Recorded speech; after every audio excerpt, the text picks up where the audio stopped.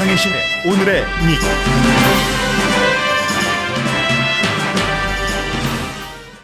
네, 제가 지금 하나를 지워야지 됩니다. 오늘의 미국 그냥 시작하겠습니다. 오직 트럼프 대통령만이 성공 가능성이 희박한 회담을 서두를 수 있다. 중국 전문가들의 시각을 반영한 칼럼 제목입니다. 김정은 위원장 친서를 받고 트럼프 대통령이 어떤 반응을 보일지를 세계가 주목합니다. 친서를 전달할 김영철 노동당 부위원장과 세 번 만난 미국 국무장관은 의미 있는 진전이 있다고 말하면서도 미국의 목표는 북한의 완전한 비핵화라고 강조했습니다. 그러나 날이 갈수록 완전한 비핵화는 불가능하고 북미 회담을 하려면 미국이 비핵화에 대한 기대 수준을 낮출 방법밖에 없다는 결론이 선명해집니다. 트럼프 대통령은 현재는 그 방향으로 가닥을 잡은 듯 보입니다.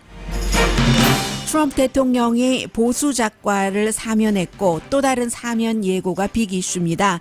우선 러시아 스캔들로 기소된 과거 측근에게 사면 가능성을 줬다는 게 지적됩니다. 또 마샤 스튜어트 등의 사면 대상자들은 제임스 코미 전 연방 수사국장이나 코미의 친한 친구에 의해 기소된 사람들입니다. 미국 실업률이 2000년 이후 가장 낮아졌고 일자리는 늘어난다는 좋은 경제 보고서가 발표됐습니다. 대통령은 오늘 경제 보고서 발표에서도 이례적인 행동을 했습니다. 공식 발표 1시간 전에 미리 트윗을 해서 투자가들에게 어떤 신호를 보냈다는 비난이 나옵니다. 동맹국들에게 관세 부과를 발표한 대통령의 조치에 공화당 의원들이 보호무역주의는 대공황을 예고할 것이라고 경고합니다. 관세 부과 대상국인 유럽과 캐나다, 멕시코는 단합해서 미국에 대항하기로 결정했습니다. 여러분 안녕하십니까? 오늘의 미국 강혜신입니다. 네, 저희 라디오 서울 방송이 우이쇼 쪽으로 보다 여러분들의 가깝게 코리아타운으로 온 뒤에 새로운 집에 왔으니까 기계도 다 바꾸고 예전보다 훨씬 좀 그 첨단 그런 그 이퀴프먼트에 의해서 방송이 운영이 되고 있거든요. 그 첨단이기 때문에 조금만 그 기계를 잘못 작동해도 2번 눌러진다던가 안 눌러진다던가 합니다. 그래서 제가 오늘 아침에 이 헤드라인을 하기 전에 이제 오늘의 미국의 팀 뮤직을 누르면서 실수를 했죠. 2번 오버랩 됐습니다. 그리고는 정신없이 그 헤드라인을 어디부터 어떻게 처리를 해야지 되는가 읽어드리는 순간에 제가 다시 한번 그 느꼈습니다. 지금 북미 회담에 대해서 굉장히 많은 사람들이 회담이 어떤 식으로 이어지든 결국은 그 한반도의 긴장을 줄이기를 원하는 것이잖아요. 그렇기 때문에 어떤 사람들은 속도를 좀 늦추더라도 제대로 해라. 어떤 사람은 그러다가는 아예 회담이 시작되지도 않으니까 밀어붙여야지 된다라고 얘기를 하고 있는데 그처럼 정말로 너무나 예민한 문제이기 때문에 조금만 서로 기분이 상한다든가 발을 잘못 디디든가 하면은 몇 개월 전에 그 긴장보다도 더한 긴장으로 갈 수 있기 때문에 참 그 예민한 시기이구나 하는 것을 제가 오늘 아침에 그 이퀴프먼트를 잘못 다루면서 그 순간에 여러 가지를 이렇게 그 북미 회담과 관련해서 생각을 해보게 됐습니다. 지금 그 많은 사람들이 지금 그런 생각들을 하고 있는데 일단 그 마이크 폼페오 국무장관은 72시간 동안 의미 있는 그런 그 진전이 있었다라고 얘기를 했고 그러나 그 의미 있는 진전이 어떤 내용인지는 잘 모르겠습니다. 물론 오늘의 미국이 끝나고 나서 오늘 조금 뒤에 김영철 그 노동당 부위원장이 그 백악관에서 그 트럼프 대통령에게 김정은 위원장의 친서를 전달을 할 테고 그러면 그 트럼프 대통령이 아무 말도 안 할 리가 없기 때문에 불과 이제 한두 시간 뒤가 되면은 어떠한 것인지 또 그림이 조금 잡힐지 모르겠습니다만은 일단은 그 마이크 폼페오라는 미국의 국무장관은 김정은 위원장을 2번 만났고 그리고 김정은 위원장의 정말 복심이라고도 할 수 있는 김영철 그 부위원장을 3번 만난 사람입니다. 어제까지. 그렇게 북한에 대해서 가장 그 많은 사람과 중요한 사람과 많은 횟수 접촉을 한 그 마이크 폼페오 국무장관의 얘기이기 때문에 많은 사람들이 듣기는 했습니다만 올바른 방향으로 가고 있다고도 했고요. 그러면서도 여전히 완전하고 확인 가능하고 돌이킬 수 없는 그런 그 북한의 비핵화를 미국이 원한다라고 말합니다. the complete, verifiable, and irreversible denuclearization of the Korean Peninsula. If we convince them of that in fact their security is greater. 그 같은 그 비핵화가 확인되고 나면은 미국이 북한의 안보를 보장해 주겠다고 하죠. Our two countries face a pivotal moment in our relationship. 그렇죠. 지금 그 북한과 미국이 두 나라 관계에 있어서 정말로 그 결정적인 그 순간이기도 하죠. 그 정도의 얘기를 했습니다. 그러면 도대체 이 의미 있는 진전이라는 것이 뭘 말하는 것인가? 아무리 그 트럼프 대통령이 한두 시간 있다가 뭔가를 얘기한다, 두세 시간 있다가 얘기한다 하더라도 그렇게 구체적인 말을 할 것 같진 않고요. 핵시설을 닫는 것 전에도 해봤습니다. 그런데 그 뒤에 이제 핵 개발을 더 강하게 하게 됐어요. 그러면 원심기, 원심 분리기 이런 것까지도 다 인스펙터가 전문가가 가서 보는가? 저는 해보지 않은 일이에요. 그리고 일부 핵물질만이라도 핵무기라든가 북한 밖으로 가지고 나오는가? 이것도 전에 해보지 않은 일입니다. 무엇이 의미 있는 진전이 있었다고 하는 것인지는 아직까지는 모르겠습니다. 그리고 이제 북한에 대한 그 의미 있는 그 진전, 뭔가 비핵화가 이루어질 때, 안전보장, 체제보장을 결국은 해준다는 얘기인데 그 체제보장을 해준다는 것은 한국전을 끝내기를 하고 평화조약을 하고 정상국가로서 뭐 어떠한 그 관계를 맺고 그것이 이제 두 나라의 결정적인 순간이라고 얘기를 한 것이고요. 테러국가 지정국에서도 또다시 뭐 빼고 경제제재 풀어주고 하는 거잖아요. 근데 가장 중요한 것은 아직 그 비핵화에 대해서 의미라든가 단계라든가 합의가 없어 보인다는 거거든요. 그렇기 때문에 그 CNN 방송에 미셸 커진스키 같은 경우는 충분하지가 않다. 이 정도의 발표만으로는 왜냐하면은 갭이 너무 크다. Because that gap we know remains between how the U.S. sees denuclearization, how it wants it to proceed, and how North Korea does, that there needs to be something more. 이제 더 많은 과정이 있어야지 되고 할 일이 있다는 거죠. 그래서 결국 이제 회담까지 가면 무엇이 나올까 아직 아무도 모릅니다. 더군다나 어제 말씀드린 것처럼 지금 그 러시아가 김정은 위원장을 초청을 했기 때문에 언제 그 만나러 갈지는 모르겠습니다만은 블라디미르 푸틴 러시아 대통령을요 6월 12일 이전이 될 가능성이 높아 보이죠. 그래서 이제 그 이런 모든 것들도 다 미국이 지금 좀 점검을 하면서 가야지 된다. Denuclearization is going to have to be a phased-in process with sanctions lifted on North Korea. It seems like Kim Jong-un is in agreement with that, but that is the opposite, remember, Brianna. 네, 이제 김정은 위원장이 블라디미르 푸틴을 만나기 전에 러시아 외무장관을 평양에서 만나서 러시아도 미국의 입장과는 달리 단계적으로 북한이 뭘 하면 또 이쪽에서도 뭘 해주고 주고받기식으로 해야지 된다 하는 말들을 확인을 했고 일단 외무장관과 함께 그리고는 다시 러시아 대통령과 지금은 뭐 사이드라인에 있긴 합니다만은 러시아가 그렇게 하겠다는 지렛대를 자꾸만 넓혀가고 있다는 그 북한의 입장을 얘기를 하고 있습니다.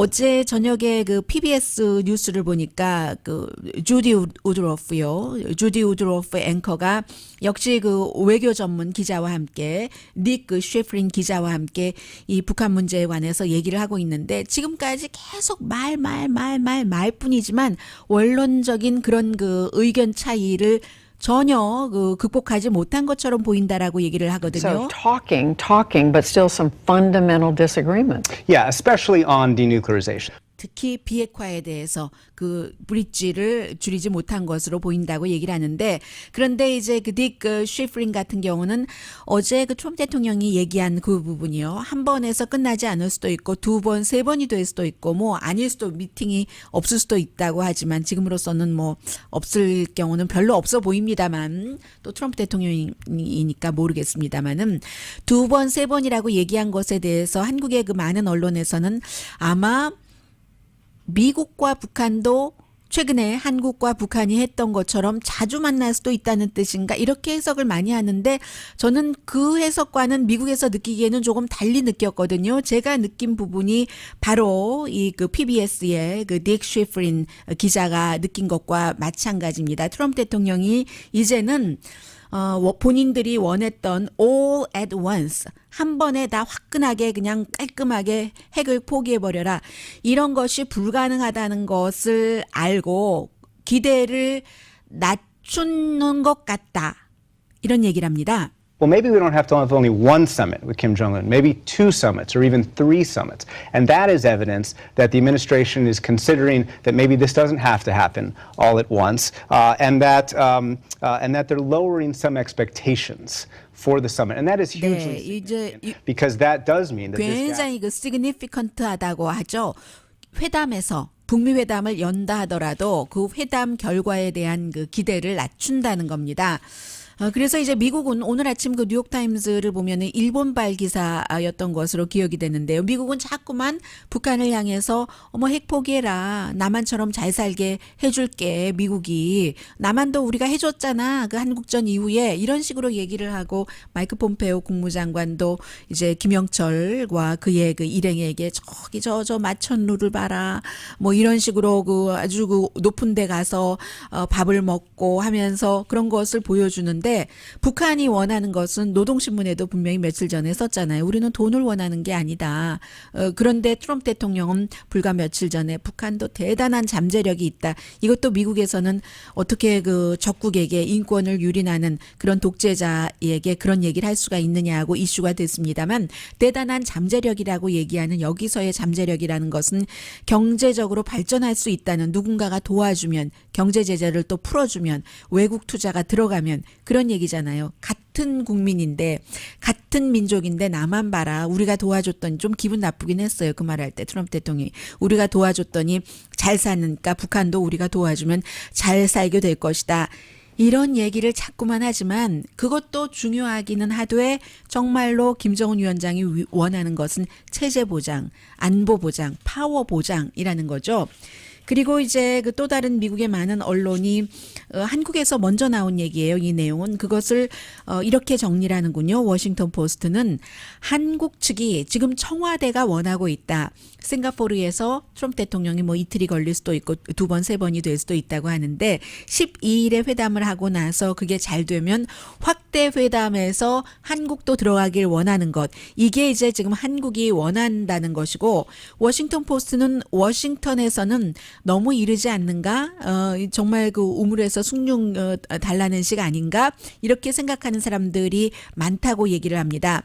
물론 그렇게 하려면 워싱턴과 평양이 결정을 해줘야지 문재인 대통령이 비행기 타고 갈 수 있는 거예요. 뭐 한국에서 뭐 비행기 타면은 싱가포르 얼마 안 걸리잖아요. 옆집이나 마찬가지니까요.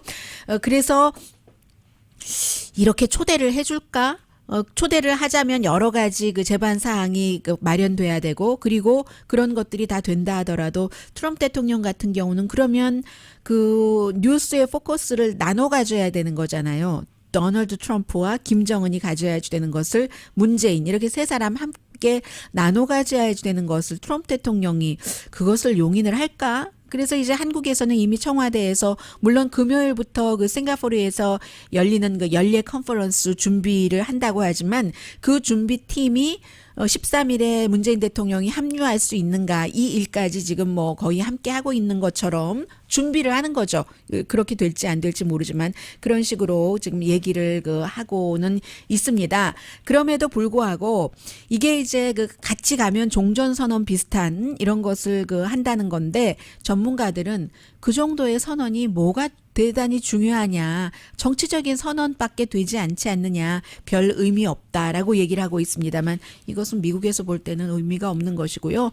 뭐 한국에서 볼 때는 뭐 민족적으로나 아니면 뭐 문재인 대통령의 정치적인 어떠한 부분으로나 의미가 될 수도 있겠고요. 아무도 모릅니다. 그리고 오늘 이 북미 관련 뉴스 중에서 가장 중요한 것은 많은 사람들이 얘기를 합니다. 트럼프 대통령이기 때문에 여기까지 올 수 있었다. 그런데 조금 달라요, 내용이. 트럼프 대통령이기 때문에 완전한 원래의 목표가 성공하지 않을 것을 알면서도 기꺼이 그 회담을 한다고 달려가고 있다는 컬럼. 이번에는 이제 중국 쪽에서 온 거거든요. 그 내용은 잠시 뒤에 전해드립니다.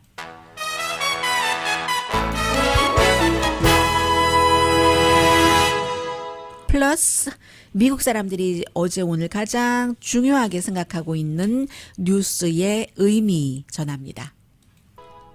라디오 서울 방송 오늘의 미국 듣고 계십니다.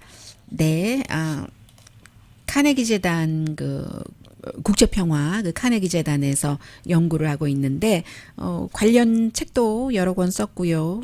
국제관계에 관해서 지금 중국에서 연구를 하면서 지금 북미 회담을 중국의 학자들은 어떻게 보고 있는가 하는 것에 이제 본인의 의견까지 더해서 오늘 로스앤젤레스 타임즈에 칼럼을 썼습니다. 데이빗 글로스콥 씨인데 왜 예전에 그 닉슨만이 중국에 갈 수 있었다 이런 얘기를 많이 했었잖아요. 그런데 지금은 그 트럼프만이 북미 회담을 이룰 수 있다. 이루는 것하고 그 결과가 성공적인 것하고는 다르잖아요. 그래서 많은 사람들이 트럼프 대통령의 성급함, 경험 없음, 그리고 세계 무대에서 뭔가를 이루고 싶은 그런 강한 욕망, 빅토리에 대한 그런 것 때문에 지금 북미 회담이 여기까지는 왔다라고 얘기를 합니다. 그런데 이제 중국의 외교관들은 이 전문가가 얘기하기를 회담은 하지만 회담 열릴 것은 이제 중국에서도 확신을 하고 있다는 거예요. 그런데 딜은 이루어지지 않을 것이다.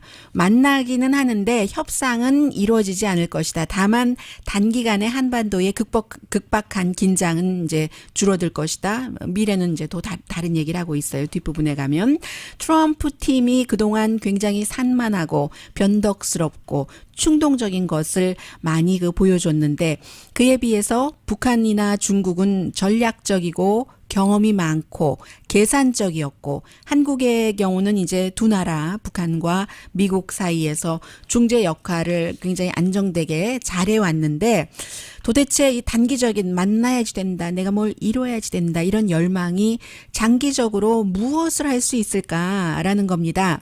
도널드 트럼프 대통령은 지금 지정학적인 현실 모르고 지난번에 한국 국회에 가서 연설 잘했다고 한국의 아주 유명한 정치인들도 막 칭찬하고 하던데 글쎄요 트럼프 대통령이 그동안 사업하느라고 바빠서 언제 한국에 대해서 이렇게 연구를 했겠어요. 전문가들이 써준 거 읽은 것이고 또 너무 많이 알고 있다라고 얘기한 한국의 정치인들도 굉장히 정치적인 발언을 했다고 보여지는데 이제 이런 것은 우리가 다 아는 얘기잖아요. 트럼프 대통령을 뽑을 때 그가 무슨 학자로서 기반이 있어서 뽑은 것도 아니고 정치 기반이 있어서 뽑은 것도 아니니까 모르는 게 당연합니다.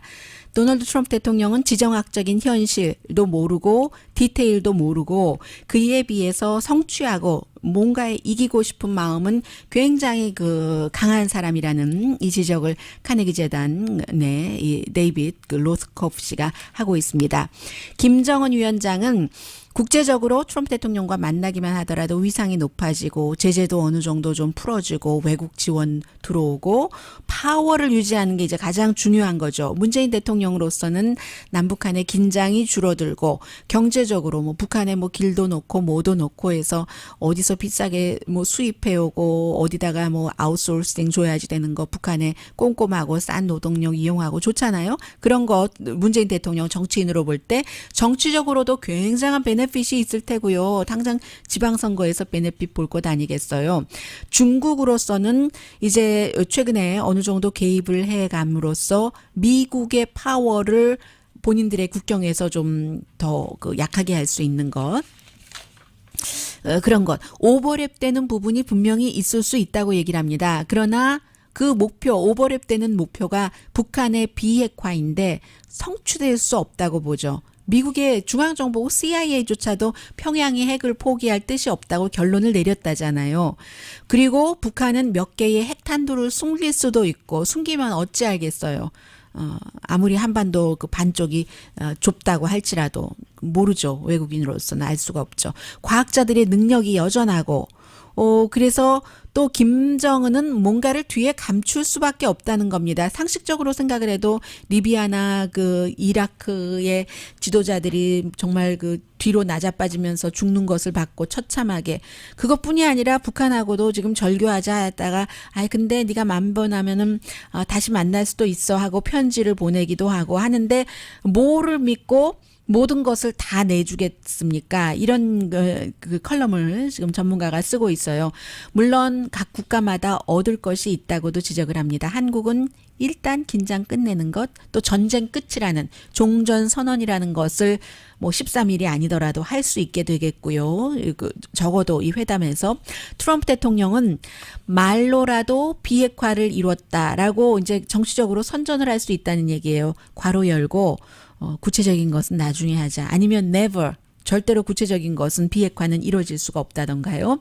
트럼프 대통령이 크게 승리했다고 할 수 있는 시나리오는 일부 북한의 핵탄두 20개에서 60개라고 본다고 하니까 그 일부 핵탄두와 장거리 미사일 그 위협을 없애는 것. 그게 이제 미국이 공격당하지 않는 것이 해당되는 거니까요.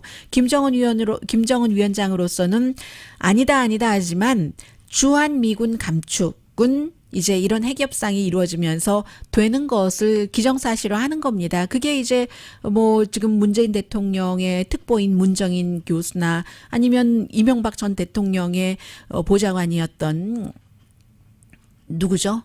천영우 씨 다 마찬가지로 하고 있는 얘기잖아요. 당도 다르고 이념도 다른 사람도 주한미군 감축, 경제적인 것, 안보, 중국으로서는 이제 이로써 김정은의 안보를 보장을 해주고 이제 형도 다 없고 하니까 평화조약 같은데 도장 찍어주는 것이고 그런데 그래서 모두 다 승리했다고 할 것이다. 회담이 끝나면 그럴 줄 알았어요. 저는 다 문재인 대통령도 트럼프 대통령도 김정은도 시진핑도 본인들이 다 승리했다고 할 겁니다. 그러나 긴장은 내일의 일이다.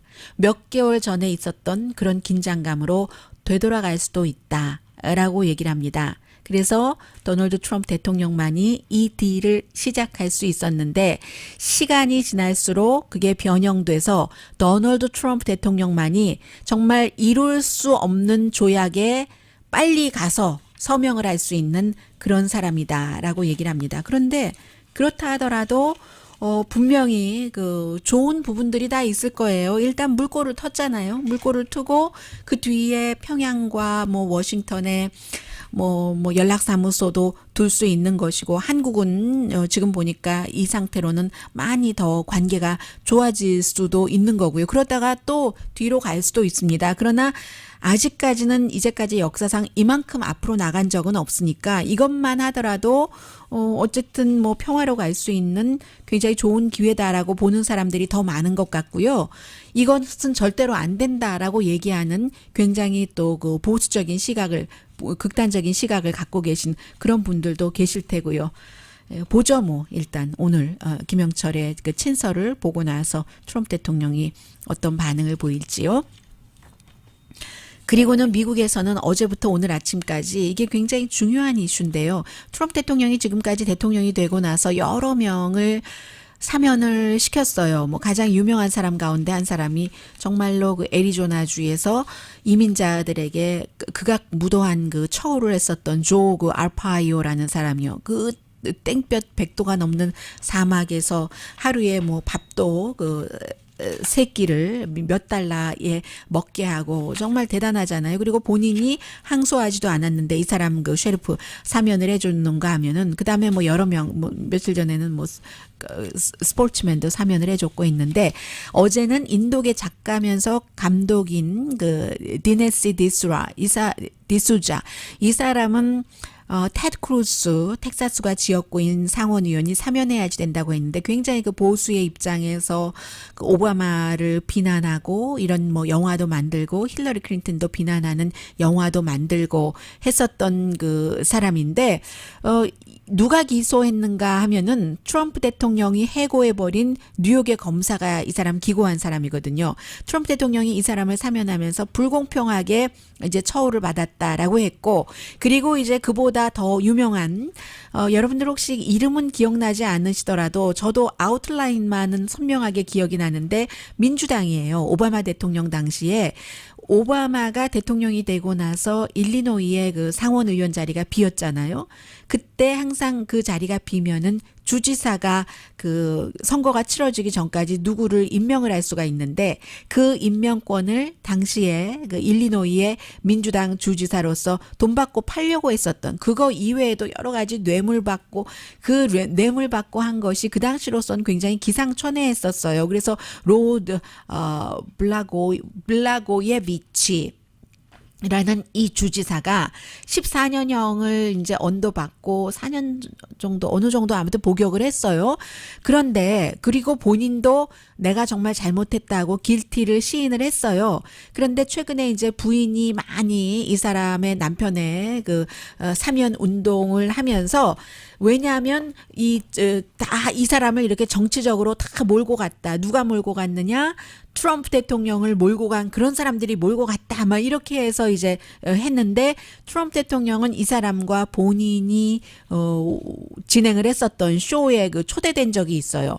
그리고 이제 또 한 사람 이제 사면을 해주겠다는 얘기고요. 사면설이 나오고 마샤 스튜어트 같은 경우는 뭐 살림의 여왕이기 때문에 여러분들 잘 아시잖아요. 5개월 동안 감옥살이하고 나왔는데 미국에서는 그 내부 거래 그 주식 굉장히 그 이슈가 되잖아요. 그리고 이제 사법방해도 했고 허위 진술도 했고 했었는데 마샤 스튜어트는 제임스 코미가 기소를 했고요. 대통령이 해고한 그 연방 수사국장이요. 그리고 좀 전에 그 일리노이의 그 주지사는 제임스 코미의 아주 그 친한 친구가 기소를 했었던 사람이에요. 그리고 이제 마샤 스튜어트는 이제 그런 일로 그 감옥살이도 하고 했는데 백악관에 어떤 뭐 음식이라던가 이런 것에 행사가 있을 때 초대를 할 수 있겠어요? 초대 안 했죠? 그 이후에 이제 굉장히 백악관과 사이가 나쁘기도 하고 했었는데 그러나 반면에 멜라니아 트럼프와 도널드 트럼프 대통령에게는 뭐 음식 만들어주는 거 가르쳐주는 이런 비디오도 나오고 알아요. 서로 사람들이. 그래서 이제 트럼프 대통령이 이런 사람들을 또 사면을 한다. 어제 한 사람을 사면을 했고 얘기가 나오니까 민주당에서는 선을 넘었다. 이게 결국은 마이클 플린이나 또 그 마이클 코엔이나 지금 대통령의 개인 변호사요. 또 그 폴 매나포트 선거대책위원장이었던 사람 이미 뭐 기소된 사람들 이런 사람들에게 보내는 시그널이다. 특별검사 조사 받을 때 나에게 잘해줘라. 어차피 유죄 다 그 판결 받고 하더라도 내가 사면시켜줄게 하는 신호라는 얘기예요. 근데 이제 기본적으로는 대통령이 그 특별한 그 사면권이 있기 때문에 어느 나라나 미국을 포함해서 그런 그 사면권은 대체적으로 친구라던가 아니면 그 본인이 정치적으로 빚을 진 사람이라든가 그런 사람들에게 적용을 하는데 이번에는 좀 그 특별하다는 거죠. 대통령이 러시아 스캔들의 한가운데 있으면서 다른 사람들에게 봐라 하는 식으로 지금 그 사면을 해주고 있다는 내용이에요. 그런 뜻에서 지금 계속 그 텔레비전에 뉴스가 나오는 이유는 바로 그 같은 이유입니다.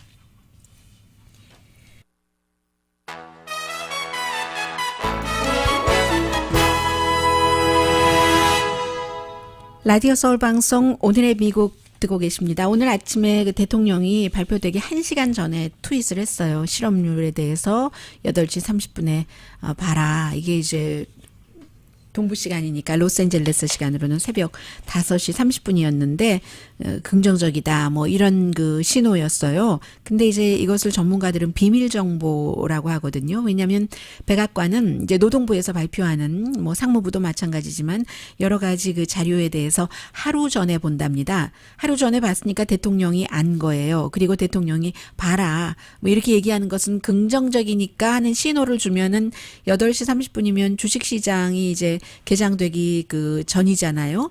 전이기 때문에 그렇게 하고 투자가들이 뭔가를 움직일 수 있는 거죠. 그래서 이것은 위법이다라고 전문가가 얘기하는 사람들이 많고 대통령은 아직 이런 것에 익숙하지 않고 별로 상관하지도 않으니까 위법이라고 생각하고 했을 것 같지는 않고요.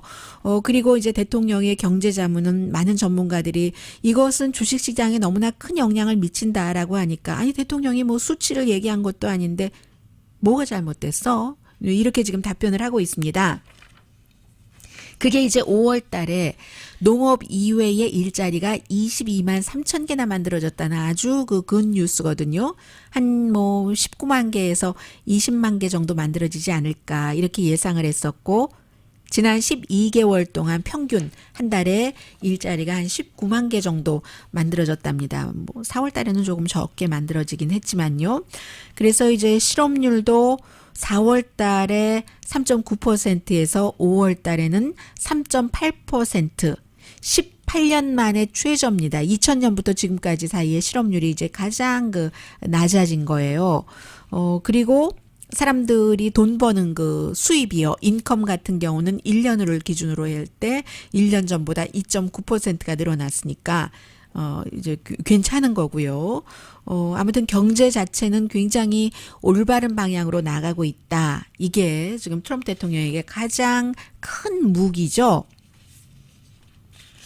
그런데 공화당이 지금 말하기 시작하는 겁니다. 대통령에게. 지금 미국의 공화당은 공화당이라고 얘기하지 않고 트럼프당이다라는 말이 얼마 전부터 들리기 시작하는데 언젠가부터 정말 그 트럼프 대통령을 굉장히 깔보고 경멸하고 했었던 그 정치인들이 트럼프 대통령의 지지율이 뭐 30% 아래에서 30%, 40%, 뭐 45%까지 그리고 트럼프 대통령에게 굉장히 그 호의적인 여론조사 기구는 거의 50%까지로 나오니까 트럼프 대통령이 인기 있는 지역의 그 공화당 정치인들은 다 뭐 트럼프 대통령 전에는 뭐 저런 인간이 이런 태도였다면 지금은 대통령님, 대통령 각하 이렇게 돼버린 거예요.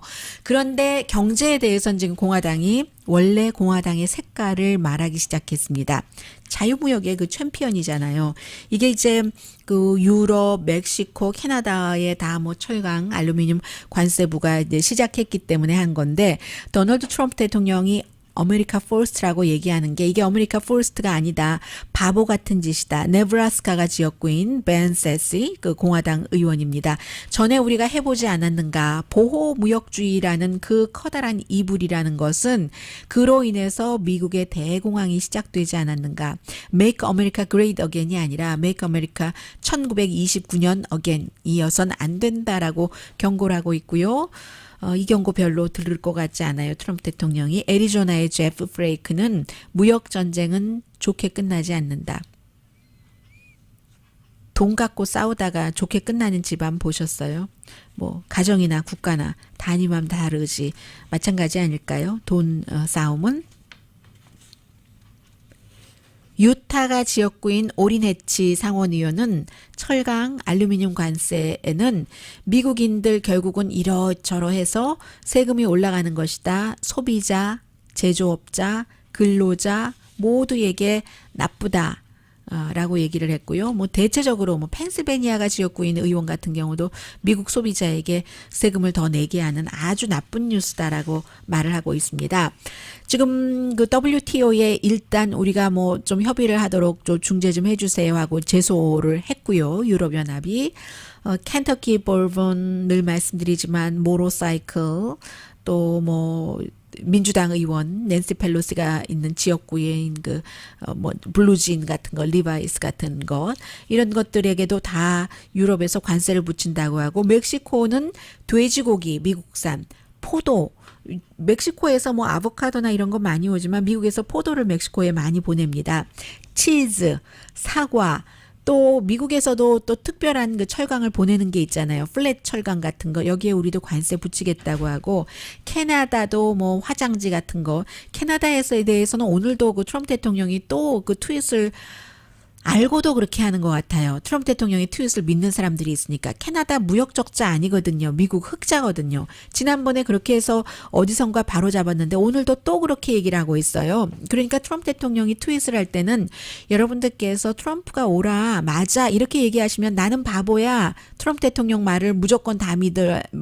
난 다 믿어. 이렇게 얘기하는 분들은 나는 바보야. 물정을 모르는 이렇게 시인하시는 것밖에 안 됩니다. 오늘도 이 트윗은 잘못된 트윗이고요. 독일의 경제장관도 EU가 캐나다, 멕시코와 함께 미국에 그 대처하겠다라고 얘기를 했고요.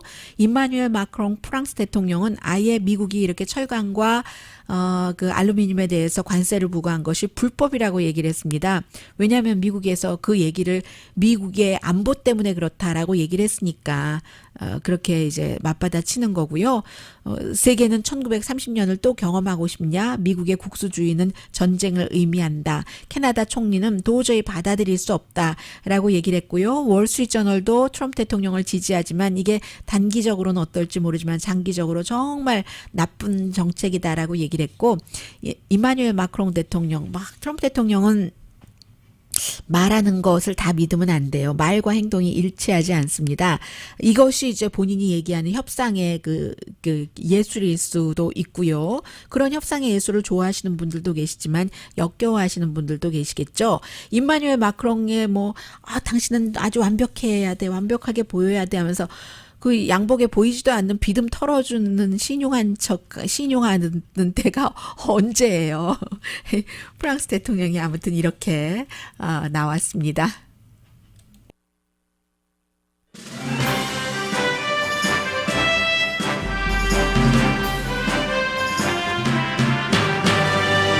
미국에서요, 이제 남북 이제 그 실무 그 회담들이 일어나면서 6월 14일에 군사회담하고 18일에 스포츠 회담, 22일에 적십자사 이산가족 관련 회담 이렇게 한다는 내용을 크게 보도를 하고 있거든요. 언제 이런 일들이 미국에서 큰 관심을 갖게 했을까요? 이게 다 이제 한반도 평화와 관련된 비핵화 연관된 뉴스이기 때문이죠. 강희실이었습니다.